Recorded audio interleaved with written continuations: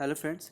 आज मैं आपके सामने एक वीडियो लेकर आया हूँ जो कि बेसिकली कोई टॉपिक के ऊपर नहीं है, एम कॉम या किसी कॉमर्स से रिलेटेड। ये बेसिकली आपको बताने के लिए है क्योंकि एक मेरे वीडियो पे एक पर्सन ने कमेंट किया था कि आप मुझे टिप्स बताइए बेसिकली कि हम पेपर की स्टडी कैसे करें।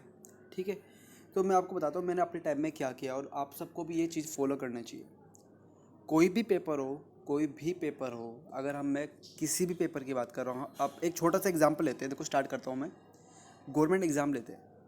अब गवर्नमेंट एग्ज़ाम में मोस्टली आपको हर पेपर, मैं आरआरबी की बात करूँ, मैं रेलवे हो गया, मैं एसएससी की बात करूँ, ठीक है, मैं डी ट्रिपल एस बी की बात करूँ, ये जितने भी बोर्ड्स हैं ना रिक्रूटमेंट के, ये सारा का सबका सेम पैटर्न होता है कि भाई हिंदी आएगी, इंग्लिश आएगी, मैथ्स आएगी, आपकी जी की आएगी, रीजनिंग होगी। ठीक है, तो ये क्या है, क्या पेपर में आपको क्वेश्चन आपको सब कुछ पढ़ के जाना पड़ता है? नहीं। अब अगर आप आईबीपीएस की बात करोगे, मेंस की, उसके अंदर डाटा इंटरप्रिटेशन का बहुत ज़्यादा बड़ा रोल है, उसके अच्छे लेवल के क्वेश्चन पूछे जाते हैं। लेकिन अगर हम एसएससी की बात करें, एसएससी में मेंस में क्वेश्चन पूछते हैं डाटा इंटरप्रिटेशन के, लेकिन बहुत बहुत निचले स्तर के होते हैं वो। तो कहने का मतलब ये है कि आपको कोई भी पेपर दे रहे हो आप, तो आपको उस लेवल का मतलब कि आपको कैसे पता चलेगा यार इसका लेवल क्या है? सिंपल सी बात है, आप पहले प्रीवियस ईयर के पेपर देखो। आप कितना भी पढ़ जाओ, लेकिन आपको उस चीज़ को अडॉप्ट करने के लिए, आपको उस पेपर को निकालने के लिए आपको ये पता होना चाहिए कि इसमें क्वेश्चन कैसे पूछे जाते हैं। पहली बात, पढ़ाई को कभी रट के मत जाना, समझ के जाना, क्योंकि ये एक तरह का चैलेंज है। आप इसको चैलेंज लेकर चलो कि यार ये मेरे सामने एक मुश्किल है, मेरे सामने एक चैलेंज है, मुझे इसको पार निकालना है। ठीक है, अब जितना आपसे पूछा है, जितना आपको एम कॉम में आप पढ़ने जाओगे तो बहुत सब कुछ है, सब कुछ पढ़ जाओ, लेकिन हमें पेपर निकालना, अपना एफर्ट कम, जितना कम से कम रख सकते हैं हम, और मैक्सिमम से मैक्सिमम हम नंबर गेन कर सकते हैं। तो ये हम पे डिपेंड करता है। तो मैं आपको बताता हूँ क्या करना है। सबसे पहले प्रीवियस ईयर के पेपर देखो। अब कुछ पूछते हैं यार प्रीवियस ईयर के पेपर कितने साल के देखे। देखो प्रीवियस ईयर के पेपर आप गूगल पर डालोगे तो आपको 7-8 साल जो भी है, 10 साल तक समथिंग के मिल जाएंगे। तो आप क्या करो, अपने सबसे इनको करने का तरीका ये होता है कि आप देखो कि यार भाई 2010 में अच्छे ये क्वेश्चन पूछे, तो आपको ऐसा, आप जब एक बार सारे पेपर को एनालाइज करने लगोगे ना, तो आपको ये पता लग जाएगा कि यार ये क्वेश्चन बहुत बार पूछा हुआ है। तो उसका एक नोट बना लो, मतलब कि यार ये टॉपिक है, सिर्फ टॉपिक टॉपिक नाम लिख लो। अब इससे क्या होगा, एट दी एंड जब आप सारे पेपर को एनालाइज कर लोगे तो आपको एक कुछ ऐसा डाटा मिलेगा कि जो क्वेश्चन बहुत ज़्यादा रिपीट हो रहे हैं।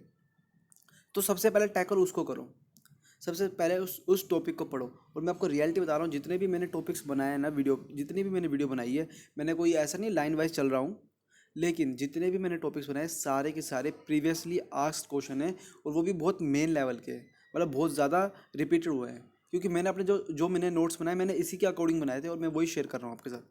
देखो सेकंड चीज़ क्या होती है, आप ऐसा मत करो कि भाई मेरे पास एक स्टडी मटेरियल आ गया, उसमें एक सब्जेक्ट की 6-7 बुकें हैं या 5 है, समथिंग ऐसी आती है, हम मैं सारी की सारी पढ़ने बैठ गया। वो सही है, उसका भी टाइम आएगा, लेकिन पहले हमें क्या करना है, हमने प्रीवियस ईयर के पेपर एनालाइज किए, तो हमें देखना है कि कौन से क्वेश्चन ज़्यादा रिपीटेड हो रहे हैं। जो कि मैंने अब वीडियो बनाई है लगभग, मैं और भी बनाऊंगा, अभी ऐसे बहुत सारे टॉपिक्स हैं, बट ये टॉपिक जो मैंने बनाया ना, ऐसे मत सोचना कि यार ये मुझे आसान लगे तो मैंने बना दिए। ये सारे रिपीटेड क्वेश्चन है, प्रीवियसली आस्क्ड क्वेश्चन है। ठीक है, इससे क्या होगा, हमने जो मेजर टॉपिक्स है वो हमने कवर कर लिए। अब उसके बाद आती है, अब क्वेश्चन को याद कैसे करें। क्वेश्चन को याद करने का एक छोटा सा तरीका, बहुत ईजी तरीका है। आपको क्या करना है, आप मैं कह रहा हूँ, आप एक वीडियो चलो देखो, आप क्या कर रहे हो, आपने एक टॉपिक लिखा, स्ट्रेटेजिक मैनेजमेंट के प्रोसेस बताइए। तो आप क्या करोगे, आप जब बुक खोलते हो, गाइड खोलोगे, जो स्टडी मटेरियल होता है उसका, तो आप उसमें चेक करो कि यार इसकी प्रॉपर हेडिंग्स क्या है। कि भाई पहले हमने नीड को देखा, हमने फिर उसके बाद ये स्टेप लिया। आपको अंदर का जो मटेरियल है वो याद करने की कोई भी ज़रूरत नहीं है, सिर्फ ये हेडिंग है ना, वो आपको गेम खेल देगी सारा सारा।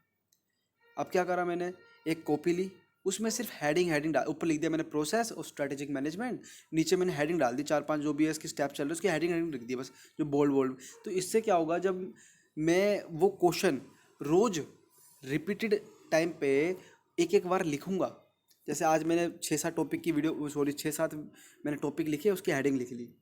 तो क्या हुआ, मैं शाम को थोड़ी देर बैठा तो मैंने कॉपी में ऐसे लिखना स्टार्ट किया, वही जो मैंने सुबह हेडिंग्स याद करी थी। आपको एक दो बार लिखोगे, एक दो बार लिखोगे तो आपको हेडिंग्स याद हो जाएगी। तो ज़्यादा मुश्किल नहीं होता है, सही बता रहा हूँ, मैंने अपने साथ ये किया है, मुश्किल नहीं होता। और सबसे बेस्ट तरीका है इसको लिख लिख के पढ़ना। एक बार लिखोगे, दो बार लिखोगे, 3 बार लिखोगे हेडिंग, तो आपको याद सी हो जाएगी। तो आपको क्या करना है, पेपर में क्वेश्चन आता है तो आपको हेडिंग लिखोगे, आपको बीच का सारा देखो।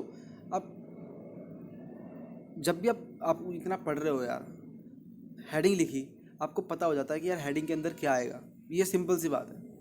लेकिन जब हम पेपर में जाते हैं ना, अगर हम ये सोचें कि यार इसका तो मुझे मतलब पता है, मैं बना कर आ जाऊँगा, तो हम क्या करते हैं, हम एक साथ पैराग्राफ से बना देते हैं। और जब पेपर चेक करता है वो बंदा कहता है यार इसने तो बस रट्टा पेल कर रखा है, मतलब कि क्या है, कुछ समझ में नहीं आ रहा। लेकिन जब आप पॉइंट्स के अंदर इलेबोरेट करोगे उसको, तो उसको भी अच्छा लगेगा। और पॉइंट्स के अंदर इलेबोरेट करने के लिए आपको पॉइंट्स के बारे में नॉलेज होनी चाहिए, क्योंकि एक छोटी से टॉपिक के अंदर भी 6-7-8 पॉइंट बन सकते हैं।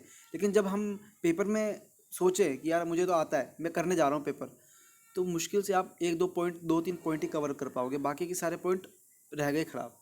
तो इसका सिंपल सा तरीका यही है कि आप पॉइंट्स की हेडिंग होती है जो, उसको एक बार याद करो और कॉपी में लिखते रहो रेगुलर बेसिस पे, ठीक है। और थोड़े टाइम बाद आपको रट जाएंगे, मैं से बता रहा हूँ, वो हेडिंग्स। और थोड़ा बहुत ऊपर नीचे हो जाती है इंग्लिश के, जैसे जो मीनिंग्स होती है, बिल्कुल नहीं कि बिल्कुल ही सेम की सेम उतार दो, ठीक है। अब उसके बाद होता है, जब आपने हेडिंग्स कर ली, आपने मेन मेन जो जो रिपीटेड क्वेश्चन है वो प्रैक्टिस कर लिए, मतलब कि कौन कौन से क्वेश्चन मेन मेन आ रहे हैं, बहुत मेजरली आस्क हो रहे हैं, तो अब उसके बाद होता है फुल गाइड का रिवीजन। रिवीजन में बोलूँगा, फिर आप क्या करो, आप बुक खोलो, पहला चैप्टर, हाँ यार ये कंसेप्ट एक और है, तो छोटे छोटे कंसेप्ट को टिक मारते रहो। डिफ़िकल्ट को लास्ट के लिए छोड़ो, पहले इजी इजी वाले जो कंसेप्ट है उसको लपेटो, ठीक है। फिर लास्ट में आपको देखना कि आपके पास टाइम बचा है कि नहीं बचा। अगर बचता है तो वेल एंड गुड, आप उस टॉपिक्स को भी कवर कर सकते हो, क्योंकि देखो आप पेपर जब देने जाओगे तो 8-9 क्वेश्चन में से आपको 4-5 क्वेश्चन समथिंग करने होते हैं, ठीक है। तो आप उस क्वेश्चन को अटेम्प्ट कर लोगे, आप इतना टॉपिक पढ़ जाओगे कि आप पेपर को आराम से निकाल दोगे, वो भी गुड मार्क्स के अंदर, ठीक है। तो ये छोटा सा एक तरीका मैंने बताया आपको, आप इसको एक बार देखो। आपको बस ये वीडियो सुननी है और कुछ नहीं करना। और मैं एक गारंटी देता हूँ, अगर आप इस तरीके से चलोगे तो आपको कोई परेशानी नहीं आएगी, कोई परेशानी नहीं आएगी। और अगर कोई परेशानी आपको आती है तो मुझे आप कमेंट कर सकते हो, या आपको कोई वीडियो में थोड़े समझ में नहीं आया तो मैं फिर से बना दूंगा, ठीक है। I hope you like this video, thank you very much.